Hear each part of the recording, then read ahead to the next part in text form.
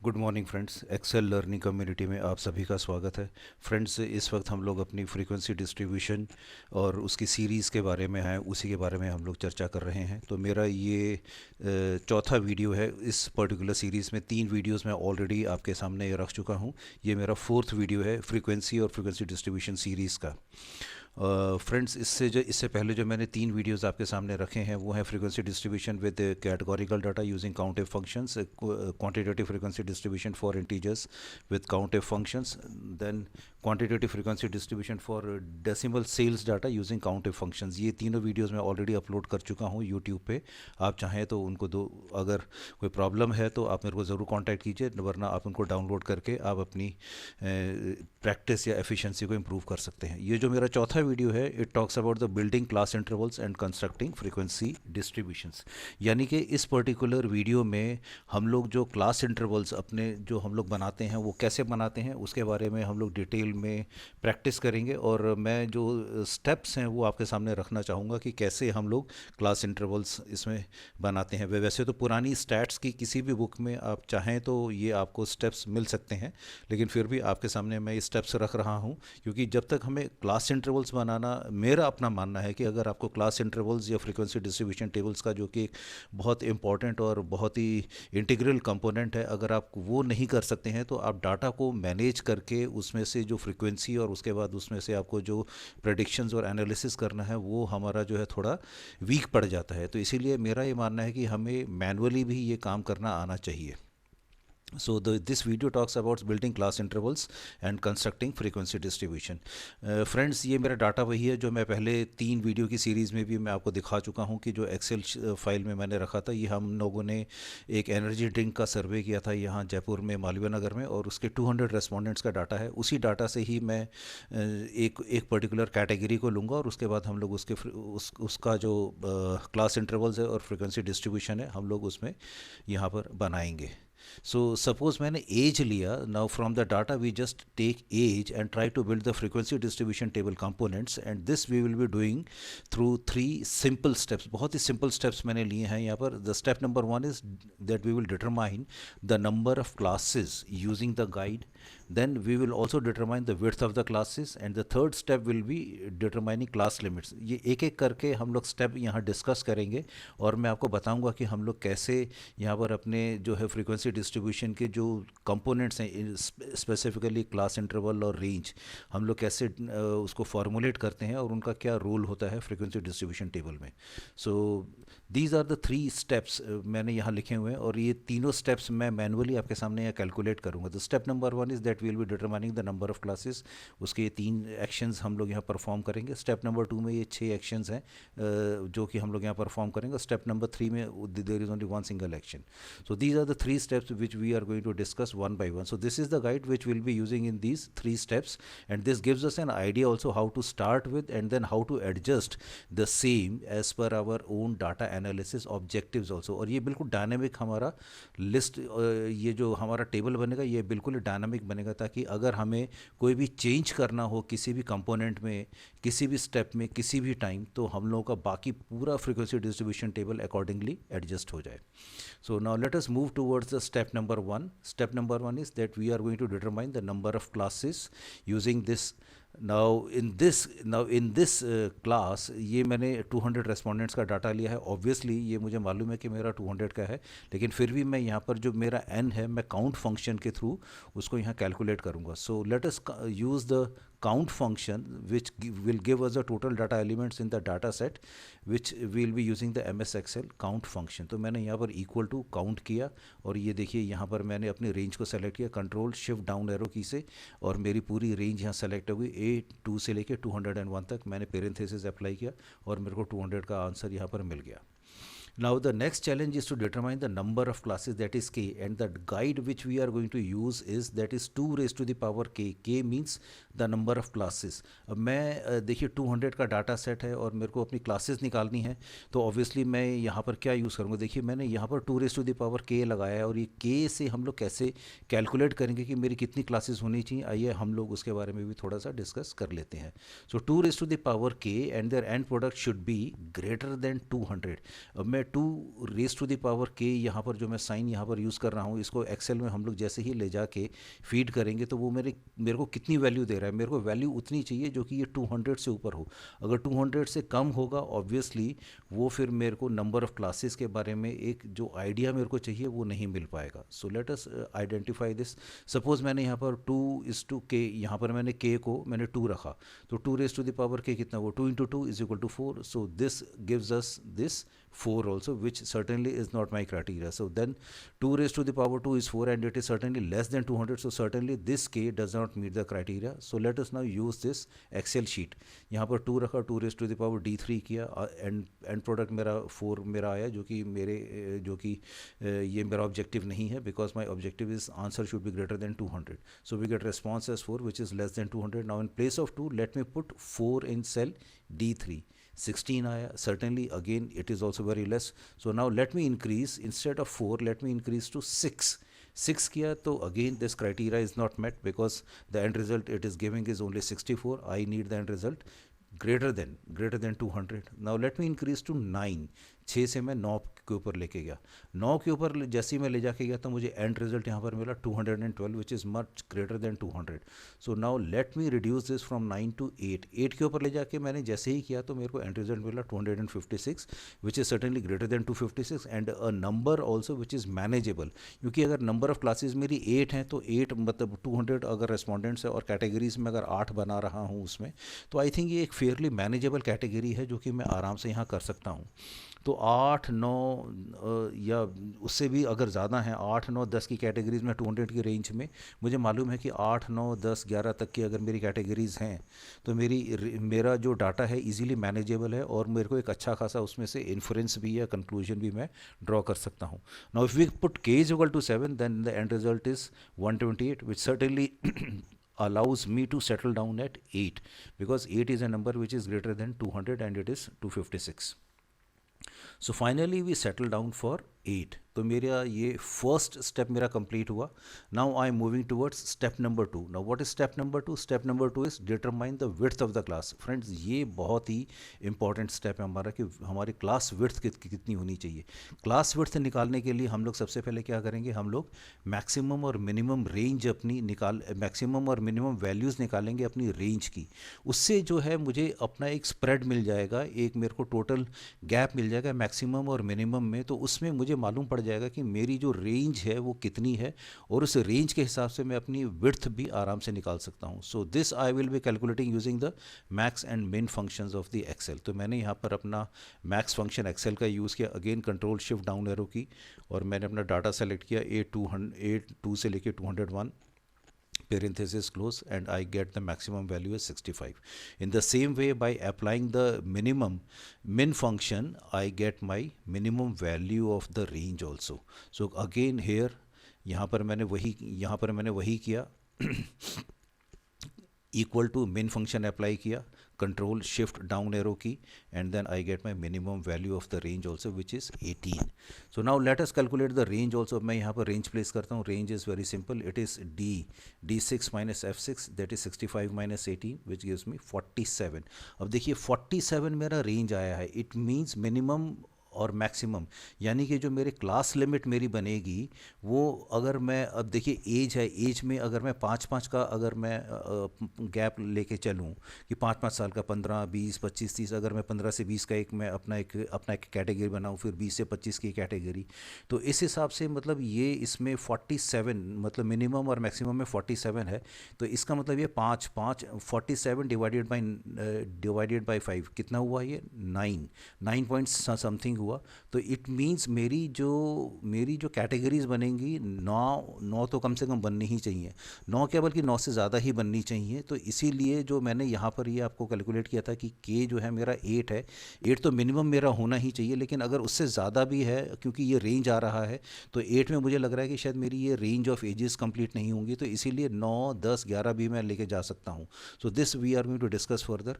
तो ये 47 मेरा यहाँ पर आ गया. अब अप्रॉक्सीमेट विड्थ कितना होना चाहिए, approximate width means upper limit और लोअर लिमिट के बीच में, तो ये मैं कैसे निकालूंगा? Now since the range is 47, so whatever we do, our lower end of the first class and the upper limit of the last class should span 47 years. Now the approximate width is 47, that is width is 47 divided by 8, 47 this divided by 8, तो यानी कि ये मेरा cell हुआ D7, D7 को मैं divide करूँगा किससे? D3 से, तो range of ages number of classes that is 47 divided by 8, और ये मेरा फाइनल रिजल्ट मेरे को कितना देगा? So my final result will be 47 divided by 8 is 5.875 यानी कि 6. तो अप्रॉक्सीमेट विड्थ मीन्स दो क्लास इंटरवल्स के बीच में, that is lower limit and upper limit, उनके बीच में 6, 5.8 मीन्स 6 का मेरा जो है गैप होना चाहिए. तो मैं नॉर्मली, क्योंकि एज की हम बात कर रहे हैं, तो हम लोग मल्टीपल्स लेते हैं 5 के. So to the width of the class which I am going to opt is 5 as the class interval invariably should be taken as the multiples of 5, 5, 10, 15. तो here I settle down for 5. अब देखिए मैंने यहाँ पर क्या क्या calculate कर लिया. मैंने अपना नंबर ऑफ क्लासेस के यहाँ पर कैलकुलेट कर लिया, रेंज ऑफ एजेस कैलकुलेट कर लिया, अप्रॉक्सीमेट विड्थ मैंने यहाँ पर, ये मेरा फाइनल हो गया है. देखिए दो चीज़ें हम लोग अपनी यहाँ पर हम लोग मैनिपुलेट या चेंज नहीं कर सकते. पहली चीज़ विड्थ ऑफ क्लास, क्योंकि या तो 5 रखूँगा या 10 रखूँगा. ऑब्वियसली 5 के ऊपर मैंने सेटल डाउन किया तो मैं इसको 5 ही रखूँगा. रेंज ऑफ एजेस मैं यहाँ चेंज नहीं कर सकता, ये 47 है, ये मेरा, मैं डाटा की टैम्परिंग यहाँ नहीं कर सकता. तो ये मेरे जो मेरी लिमिटेशंस हैं, एक लिमिटेशन ये, दूसरी लिमिटेशन ये. मेरे लिए जो फ्री हैंड है, नंबर ऑफ क्लासेस ही मुझे दे रहा है. तो यहाँ से मैं जितने भी मेरे को मैनिपुलेशन है, जितने भी चेंजेस अपने करने होंगे अपने फ्रीक्वेंसी डिस्ट्रीब्यूशन टेबल को एक सेटल डाउन करने के लिए, वो मैं सारे इसी के ऊपर करूँगा. वो मैं क्यों आपसे ये कर रहा हूँ डिस्कस, वो हमें यहाँ इन दो सेल्स में हमें मालूम पड़ जाएगा. अब देखिए मुझे रेंज ऑफ क्लासेस यहाँ निकालना है, दैट इज़ क्लास विड्थ के. अब मुझे ये इसको जस्टिफाई भी करना है यहाँ पर कि ये 8 जो है वाकई में मेरा फ्रीक्वेंसी डिस्ट्रीब्यूशन टेबल में जाने लायक है नंबर या नहीं. तो इसके लिए what I am going to do here is range for classes we can calculate as class width into k. Class width, this is my class width 5 multiplied by 8. अब ये देखिए कितना टोटल आ रहा है यहाँ पर 40. अब मेरा रेंज है, मेरा इन दोनों को मैंने जब लिया तो मेरा कितना है 40, और आना कितना चाहिए 47. ऑब्वियसली 40 इज़ लेस दैन 47, तो ये रेंज कंप्लीट ही नहीं कर रहा. इट मीन्स अब या तो मैं 8 को चेंज करूँ या मैं इसको 5 को चेंज करूँ. अब ये 5 मेरा चेंज हो नहीं सकता क्योंकि मैंने फिक्स किया हुआ है. ऑब्वियसली मैं फिर इसको चेंज करूँगा. तो 8 के बजाय अब मैं यहाँ पर क्या करता हूँ, while preparing this type of frequency distribution tables we should always check whether our range of classes is compatible with the range of ages. Here range of for classes is 40, which is less than the range of ages 47, so I need to make some adjustments. So ये adjustments मुझे यहाँ पर बनाने हैं जो कि मेरे लिए बहुत ज़्यादा ज़रूरी हैं. So range of the classes we know very well that it is a product of class width that is 40 and the number of classes that is 5. This is it is. So here ultimately मुझे अब जो change करना है, so class width 5 I can not change, number of classes 8 we can not change, we can change, certainly we can change this. So let me make this 9 and see how the other figure changes. अब मैंने इसको 9 किया, approximate width तो मेरा यहाँ 5.22 आ गया, लेकिन ये रेंज फॉर क्लासेस अभी भी इंक्रीज़ नहीं हुआ, 45 ही है. 47 से मेरे को ज़्यादा चाहिए, तो मैं इसको करता हूँ 10 पे ले जाके मैंने किया तो देखिए ये मेरा अप्रॉक्सीमेट विड्थ 4.7 आ गया, ठीक है. और यहाँ देखिए मेरा ये 50 आ गया है number, which is certainly greater than the range of ages. So I can settle down for 10 और इवन फॉर 11 ऑल्सो. 11 से करूँगा तो भी हो जाएगा मेरा काम, लेकिन 10 ये मेरे को नंबर दे रहा है. So this works pretty well, as now my range for classes is 50, which is greater than 47, and k, the number of classes now which we are going to settle down is 10. So this is what actually I was trying to settle down here, कि मुझे कोई ऐसे चीज जो कि मैं आपको बताने की कोशिश कर रहा था कि हमें नंबर ऑफ़ क्लासेस अपने जेन्युइनली चेक करने हैं और टेबल के हिसाब से भी और साइंटिफिकली प्रूव भी करने हैं, जस्टिफाई भी करने हैं कि हमने ये नंबर ऑफ़ क्लासेस 10 क्यों लिए. अगर आपसे कोई पूछता है कि आपने 10 लिए, आपने 5 क्यों नहीं लिए, 6 क्यों नहीं लिए, तो आपको जस्टिफाई भी करना है. You should have a scientific reason also. So this is the scientific reason which you have to give to your people also. Now let me change k just to for our own understanding. Let me change k, that is number of classes, back to 8 in cell D11. अब मैं यहाँ पर क्या करूँगा, logical formula यहाँ पर apply करूँगा cell D11 में, ताकि ये मुझे बताएगा कि मेरा range of classes is greater than range of ages और नॉट। रेंज ऑफ क्लासेस, ये देखिए मैंने यहाँ पर इसको अप्लाई करूँगा मैं यहाँ पर, और मैं फार्मूला अपना क्या कर रहा हूँ, मैं फार्मूला से पूछ रहा हूँ इस D10, मेरा D कॉलम ये है, इसमें 10 कौन सा है, 10 ये है, 40 is D10 greater than D7. Now D7 is what? This is 47. Obviously, is D10 greater than 47? Answer should be no. I get the response as false. Why? Because it is less. Hence, it is not the right answer. जो कि मैं आपको कह रहा था कि scientifically हमें prove भी करना है.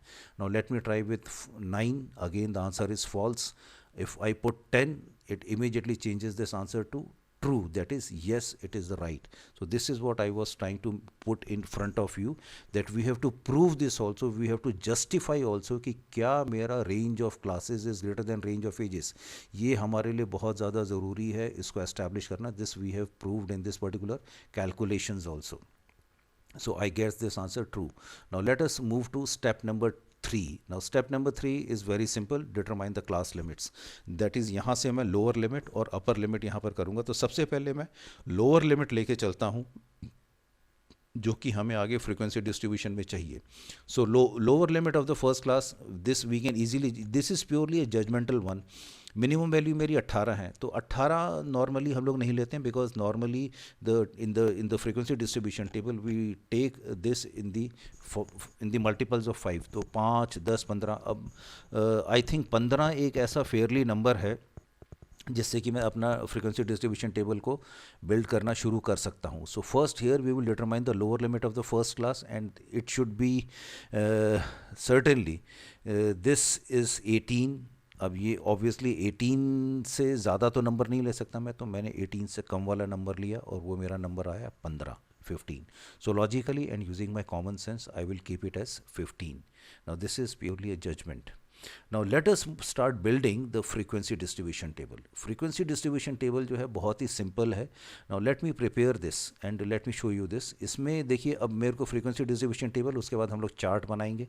तो इसमें हम लोग lower limit, upper limit, age class और फ्रीक्वेंसी, ये चारों चीज़ें हम लोग इस पर्टिकुलर टेबल में हम लोग एक के बाद एक हम लोग यहाँ पर फीड करना शुरू करेंगे. सो लोअर लिमिट जो है मैंने यहाँ स्टार्ट कर दिया है 15. तो certainly what I will do, I will put here 15. मैंने सेल अपना D13 यहाँ पर प्लेस कर दिया. नाउ अपर लिमिट मुझे निकालना है. अपर लिमिट मैं कैसे निकालूंगा, अपर लिमिट मुझे lower limit plus class width मैंने यहाँ निकाला हुआ है. क्लास विड्थ मैंने यहाँ निकाला है 5, इंक्रीमेंट मैंने यहाँ पर दिया है. तो मैं यहाँ पर क्या करूँगा, इसमें मैंने यहाँ पर अपर लिमिट के लिए किया C16 प्लस D9. अब देखिए D9 मुझे यहाँ रखना है और 5 का इंटरवल मेरा हमेशा कांस्टेंट रहेगा. तो मतलब ये सेल तो मेरा मुझे एब्सोल्यूट करना है, तो मैंने D9 को क्या करूँगा, डॉलर साइन लगा के मैं इसको एब्सोल्यूट कर दूँगा. So C16 plus D9, I will hit control enter. मुझे आंसर मिला अपर लिमिट का 20.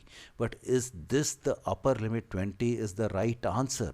Late us try to calculate this. क्योंकि 15 से मैंने 5 का विड्थ मैं मांग रहा हूँ, तो what I will do, I will start counting. अब 20 से मैंने किया, तो 20 में मुझे जो है पहुँचना कैसे है, मैं पहुँचूँगा कि मैंने पहले एक नंबर लिया 15, फिर दूसरा नंबर लिया 16, तीसरा नंबर लिया 17, चौथा लिया 18, पाँचवा लिया 19. अब देखिए अपर लिमिट मेरा 20 नहीं हो सकता, 19 होना चाहिए, क्योंकि मुझे 5 ही नंबर लेने हैं, क्योंकि वो जो कि मैंने विड्थ ऑफ द क्लास में यहाँ फिक्स किया हुआ है. तो इसमें क्या करूँगा मैं, I will make a very small change in the formula.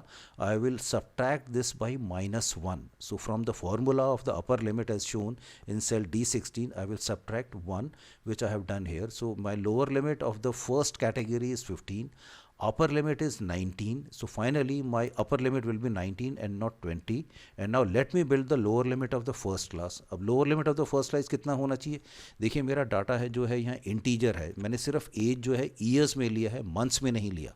तो इसीलिए मैं बड़ी सेफ ली, क्योंकि upper limit of this class, lower limit of this class, इन दोनों के बीच में कुछ नहीं है. अब मेरी यहाँ पर अपर लिमिट जो है मैक्सिमम 8, मान लो अगर एज गलती से लिख भी देता है कि 18 साल 8 महीने, तो 18.8, तो मैं वो जो है इसमें ही आएगा। लेकिन अगर कोई लिखता है 19 ईयर्स एंड 2 मंथ्स, तो ऑब्वियसली वो यहाँ नहीं आएगा, वो यहाँ आएगा। तो इसके लिए मैं अपना यहाँ पर जो फॉर्मूला क्या बनाऊंगा, D16+1, D16 is this upper limit of this class, +1 यहाँ ऐड करूँगा, तो ये हो जाएगा 19 और ये हो जाएगा 20। अब क्योंकि मैंने इंटीजर्स लिए हैं, यहाँ पर इंटीजर्स होल नंबर्स हैं, 19 और 20 के बीच में कुछ भी नहीं है, तो safely I can take these numbers in as my upper and lower class limit. तो मैंने यहाँ पर 19 लिया और यहाँ पर लोअर लिमिट मैंने सेकंड क्लास का बनाया 20।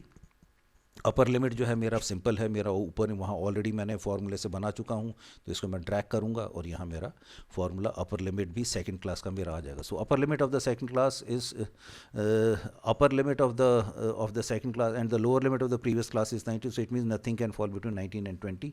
अब इसको देखिए, the upper limit of the second class मैंने यहाँ लिया, तो इसको ड्रैग किया तो ऑब्वियसली 24 हो गया। अब मेरा देखिए यहाँ भी फार्मूला तैयार हो चुका है, यहाँ भी फार्मूला तैयार हो चुका है, जो कि मैंने पहले के वीडियोज़ में आपको बताया था कि मेरे दोनों ही फार्मूलाज अगर यहाँ तैयार हो जाते हैं, हम लोग सेफली उनको ड्रैग कर सकते हैं नीचे। Now since my formula both lower limit and upper limit are ready, so I can copy and drag the same for the remaining cells which I have done here, and my the lower limit and upper limit of the frequency distribution table gets populated. तो ये मेरी lower limit of और upper limit बाकी सब categories की यहाँ आ चुकी हैं। अब मेरे लिए बहुत आसान है एज क्लास को, ये कैटेगरी लेवल्स को यहाँ पर देना और उसके बाद उनकी फ्रीक्वेंसी काउंट करना। So here now my categories are ready. So now in the age class that is in column E, I will prepare the labels जो कि मुझे अपने चार्ट में देने हैं। ये मैंने अपनी जो पहले 3 वीडियोज़ हैं उसमें ऑलरेडी मैंने आपको बताया हुआ है कि हम लोग कैसे लोअर लिमिट और अपर लिमिट को जोड़ते हैं। तो बहुत ही सिंपल है, मैंने फार्मूला यहाँ लिख दिया है, आप इस फार्मूले को यहाँ प्लेस कीजिए। पहले यहाँ पर इक्वल टू साइन लगाइए, फिर उसके बाद सेल का रेफरेंस दीजिए C16 का, उसके बाद एम्परसेंट साइन लगाइए, फिर उसके बाद डबल कोट से स्टार्ट कीजिए, स्पेस दीजिए, फिर उसके बाद डैश लगाइए, फिर स्पेस दीजिए, फिर again double quotes, again place ampersand sign and then put the cell reference of this particular column that is upper limit, that is D16, and then control enter. Control आप enter जैसे ही करेंगे आपका पहला category का label आपका तैयार हो गया। ये लेबल मेरा चार्ट में जाएगा, मेरा ये जो लेबल्स हैं मेरे वहाँ नहीं आएंगे, मेरे ये सिर्फ दो ही चीज़ें जो हैं चार्ट में काम आएंगी, age class as well as frequency. तो ये मेरा पहला लेबल तैयार हो गया। अब इसको simply what I will do, I will copy and drag down and I get the labels of other classes also. So the my age class this column also gets populated. ये भी हो गया मेरा। Now I have to calculate the frequency. Frequency जो है मैंने 3 videos में हम आपको बताया कि हम लोग जो है काउंट इफ्स से यूज़ करते हैं। काउंट इफ्स से क्यों यूज़ करते हैं, क्योंकि मेरे पास यहाँ काउंट इफ्स में मेरा क्राइटेरिया रेंज आता है और क्राइटेरिया आता है, लेकिन मेरे यहाँ क्राइटेरियाज 2 हैं, लोअर लिमिट है और अपर लिमिट है, इसीलिए मैं काउंट इफ्स यूज़ करूँगा। दैट इज़ मेरा criteria range 1, criteria 1, criteria range 2, criteria 2, 2 मेरे जो हैं क्राइटेरियाज हैं, इसीलिए मैं यहाँ पर काउंट इफ्स यूज़ कर रहा हूँ। फार्मूला वही है जो कि मैंने पिछले वीडियोस में आपको बना के दिखाया था कि पहले जो है क्राइटेरिया रेंज 1, दैट इज़ जो मेरा कॉलम एज का है, ये ए कॉलम यहाँ से मैंने लिया, मैंने इसको A2 से A201 तक लिया, इसको एब्सोल्यूट किया। उसके बाद मेरा क्राइटेरिया 1 क्या है, मेरा ये lower limit of the class. Lower limit of the class is I can easily place by putting the double quote sign, less than, equal to, double quotes closed, then ampersand sign, उसके बाद इसको join किया cell C16 से, lower limit of the class, comma लगाया। Comma लगाने के बाद मैं चाहूँ तो इस पर्टिकुलर रेंज को, क्राइटेरिया रेंज 2 को मैं या तो कट कॉपी मैं यहाँ से Ctrl+C Ctrl+V कर लूँ, या अगेन आप चाहें तो यहाँ पर अपना Ctrl+Shift+Down एरो की प्लेस कीजिए, उसके बाद एब्सोल्यूट कीजिए, डॉलर साइन लगा के कॉमा लगाइए, फिर उसके बाद अगेन डबल कोट्स, उसके बाद less than and equal to, then double quotes closed, ampersand sign, and then upper limit of the class that is D16। So this is how this count ifs formula, जो कि आप यहाँ formula बार में भी आप यहाँ देख सकते हैं, आप इसको प्लेस कर सकते हैं, तो आपकी फ्रीक्वेंसी यहाँ पर आ जाएगी। कंट्रोल एंटर कीजिए, you get this frequency. Now this formula is ready which is purely dynamic also. इसको आप ड्रैग डाउन कीजिए, आपकी बाकी की कैटेगरीज की फ्रीक्वेंसी भी आपके सामने यहाँ पर आ जाएगी। So this is how we get this age class as well as frequency. Now I will prepare this histogram by preparing first column chart, then converting the column chart into histogram using age class as well as frequency. So इन दोनों columns को आप select कीजिए, select करने के बाद recommended charts के ऊपर जाइए, charts के ऊपर जाने के बाद let us go to this। अब ये देखिए clustered column है और ये कलर्ड है। आप चाहें तो कलर्ड चार्ट भी ले सकते हैं, आप चाहें तो सिंगल कलर से भी आप ले सकते हैं। इस बार मैं इस पर्टिकुलर क्यों जो हिस्टोग्राम बना रहा हूँ इसमें कलर्ड चार्ट यूज़ नहीं करूँगा, मैं सिर्फ एक ही कलर का चार्ट यूज़ करूँगा। इसीलिए मैंने ये वाला चार्ट मैंने यहाँ सेलेक्ट किया, ओके किया। ओके मैं जैसे ही करूँगा अपना यहाँ पर, तो मेरे को ये चार्ट मेरे को यहाँ मिल जाएगा। Now let me place the chart title by clicking on the frequency box title and then applying the FX बार।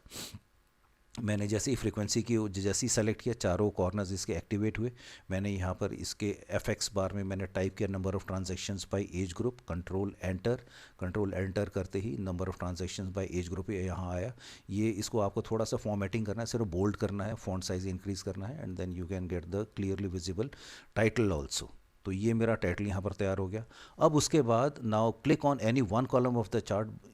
या तो आप डायरेक्टली अपना माउस का अपना आपने right click of the mouse किया, उसके बाद फॉर्मेट डाटा सीरीज़ में चलेगा, या कंट्रोल 1 शॉर्टकट भी आप यूज़ कर सकते हैं, so that you can get this particular dialog box. Format data series का डायलॉग बॉक्स आया। अब इसमें देखिए मैं यहाँ क्या करूँगा, मैं गैप विड्थ यूज़ करूँगा। क्यों? क्योंकि मेरे को इस कॉलम चार्ट नहीं, मेरे को इसको हिस्टोग्राम में कन्वर्ट करना है। So what I will do, I will click on the gap width, click no gap. यहाँ पर नो गैप में आप सीधा यहाँ पर क्या कीजिए, आप इसको 0% कर दीजिए। अगर आपके पास MS Excel 10 है तो वहाँ पर नो गैप है, लेकिन यहाँ 16 में आप गैप विड्थ आप 0% आप कर सकते हैं। और देखिए ये यहाँ पर मेरा पूरे गैप्स ख़त्म हो गए। अब ये मेरा हिस्टोग्राम यहाँ पर बन गया है। अब इसमें यहाँ पर मैं क्या करूँगा, आई will click on the border colours. तो मैंने यहाँ पर क्या किया, बॉर्डर कलर्स में मैं यहाँ पर जाऊँगा, ब्लैक कलर लूँगा, black colour, put a tick on the solid line and here I opt for the black colour also. Solid line लिया, सॉलिड लाइन को लेने के बाद वो कह रहा है कि कौन सा कलर चाहिए।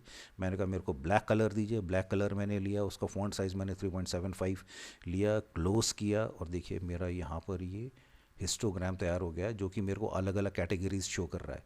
अब मुझे ये वर्टिकल एक्सिस मुझे नहीं चाहिए, तो what I will do, I will just click on this. इसको जैसे मैं क्लिक करूँगा, right click of the mouse से आप इसमें डिलीट आएगा, डिलीट का ऑप्शन लेते ही आप इसको हटा सकते हैं वर्टिकल एक्सिस को, क्योंकि उसका कोई मेरे लिए रेलिवेंस नहीं है। द रीज़न इज़ ये कॉलम चार्ट एक जो है, इसके ऊपर मैं डाटा लेबल्स लगाऊंगा। इसके ऊपर मैं यहाँ पर चार्ट एलिमेंट्स में गया, चार्ट एलिमेंट्स में मैंने ऊपर डाटा लेबल्स के बाद आउटसाइड एंड। आप चाहें तो मोर ऑप्शंस के ऊपर भी जाके आप इसको यूज़ कर सकते हैं, लेकिन जो लगातार यूज़ कर रहे हैं वो सीधा यहाँ आउटसाइड एंड के ऊपर जाएंगे और सीधा डाटा लेबल्स के ऊपर ले जाके क्लिक करेंगे। थोड़ा सा आप इसको फॉर्मेटिंग कीजिए, इसका फॉन्ट साइज़ इंक्रीज़ कीजिए, कलर चेंज कर दीजिए, और ये आपका डाटा लेबल्स भी यहाँ पर बहुत खूबसूरती के साथ यहाँ ऊपर आ जाएगा। So after bit of formatting of the data labels and horizontal axis, I get the above chart. Now let me give the horizontal axis also a good title because it should show some relevance. ये age group मुझे तो मालूम है, लेकिन जब मैं report पेश करूँगा अपनी प्रेजेंट करूँगा तो सीनियर्स को उनको नहीं मालूम होगा कि क्या है ये। तो what I will do, I will go to the FX bar, age years में मैंने टाइप किया, कंट्रोल एंटर, और मेरा यहाँ पर हॉरिजॉन्टल एक्सिस का टाइटल भी यहाँ पर आ गया। Now my this chart is ready for the interpretation. अब देखिए हम एज अ बिजनेस एनालिस्ट क्या क्या इसमें से इन्फ्रेंस ड्रॉ कर सकते हैं।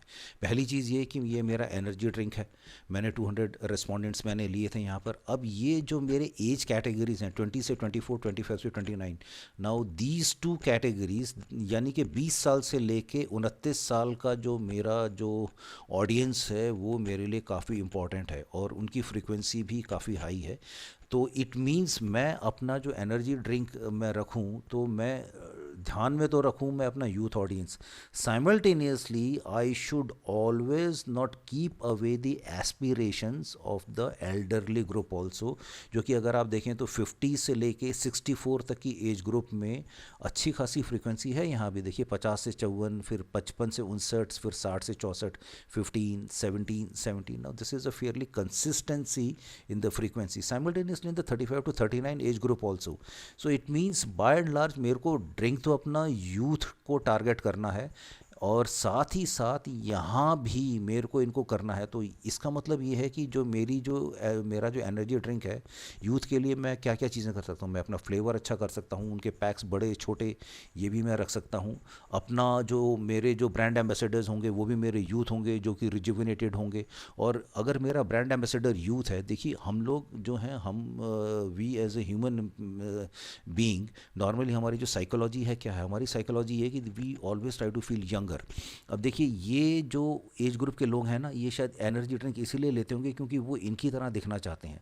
तो इट मीन्स मैं इनको अपना ब्रांड एम्बेसडर जिसमें से किसी यंग टारगेट को मैं एड्स में रखूं, और साथ ही साथ मैं इनको भी एस्पायर करूं, ये इकोनॉमिकल भी हो, अवेलेबिलिटी भी हो, एक्सेसिबिलिटी भी हो, ये सारी चीज़ें रखूं क्योंकि मेरा टारगेट ये है। तो मेरी अफोर्डेबिलिटी भी होनी चाहिए और साथ ही साथ इनके लिए एक्सेसिबिलिटी और अवेलेबिलिटी भी होनी चाहिए। तो मेरे को नंबर ऑफ़ आउटलेट्स और अपना डिस्ट्रीब्यूशन भी उसी हिसाब से ही करना होगा। So these are the influences, the marketing implications which you can easily put in front of your managers also, which is a purely scientific data which you can do this. So एक as से, एक column से देखिए हम कितने influences हम draw कर सकते हैं, provided we know how to scientifically make the predictions. तो फ्रेंड्स ये था मेरा जो फ्रीक्वेंसी और फ्रीक्वेंसी डिस्ट्रीब्यूशन का, कि कैसे हम लोग क्लास इंटरवल्स बनाएंगे और कैसे क्लास इंटरवल्स बनाने के बाद हम लोग उसको फ्रीक्वेंसी डिस्ट्रीब्यूशन में कन्वर्ट करेंगे और फिर उसके बाद कैसे चार्ट बना के हम लोग उसकी रिपोर्ट्स प्रेजेंट करेंगे। तो ये था मेरा फ्रेंड्स मेरा 4th वीडियो। आई होप कि आपको मेरा ये बनाया हुआ वीडियो पसंद आया होगा। अगर इसमें आपके कोई सुझाव हों, सजेशंस हों, तो फ्रेंड्स प्लीज़ बेहिचक मुझे आप ईमेल करें, मेरे वीडियोस को लाइक करें। ये इससे मेरे को बहुत ज़्यादा मोटिवेशन मिलता है। मैं चाहता हूँ कि मैं आपके लिए खूब सारे वीडियोज़ बनाऊँ और मैं जितनी आपकी हेल्प कर सकूँ वीडियो बना के, उसके लिए मुझे आपका मोटिवेशन चाहिए, आपके सजेशंस चाहिए। फ्रेंड्स मेरे वीडियोस को ज़रूर लाइक कीजिए, अपने अच्छे कमेंट्स जो हैं यूट्यूब पे यहाँ पर मेरे लिए छोड़िए। और अगर आपको एक्सेल फाइल चाहिए then please leave your email ID, I will certainly mail back this Excel file also. Thanks a lot friends, good bye.